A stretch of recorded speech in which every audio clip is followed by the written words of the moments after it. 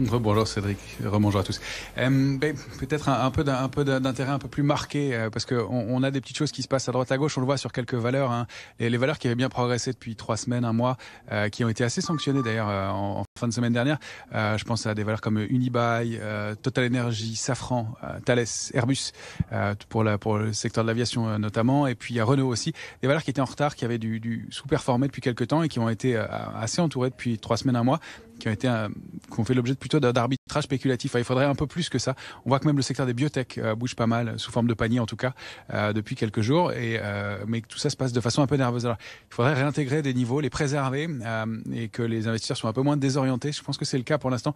Il y a un peu plus de complaisance, hein, on le remarque depuis quelques jours maintenant, notamment à l'entame de cette nouvelle échéance des marchés dérivés, à l'entame de l'été, avec un ratio de couverture qui est plus bas qu'habituellement, même si on le disait, il est dense dans la zone, un peu plus dense dans la zone 6003, 6006, pas très, mais un peu plus.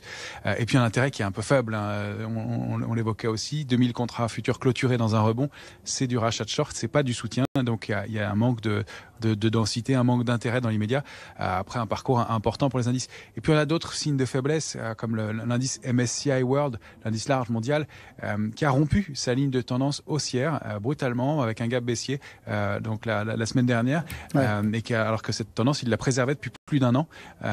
Donc il tente de le réintégrer pour l'instant. On est à la frontière, c'est effectivement une séance qui va être importante.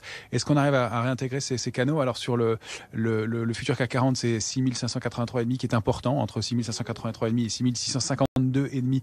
On est en zone neutre, c'est au-delà qu'on réactiverait la dynamique haussière. En dessous, on risquerait de glisser, de retrouver un peu de volatilité jusqu'à 6350 points, 346 le niveau exact. Sur le Dow Jones, c'est 33 780 qui est important à préserver, et une réactivation de la dynamique haussière au-delà de 34 000. On est entre les deux sur les futurs en ce moment.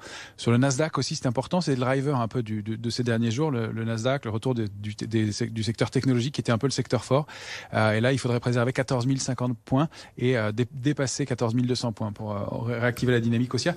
On voit qu'il y a un peu de nervosité aussi du côté du VIX, hein, l'indice de la peur, qui sur le S&P qui est allé frôler le niveau de 21,50, qui est un niveau de réactivation pour moi de la dynamique baissière, de réactivation du stress.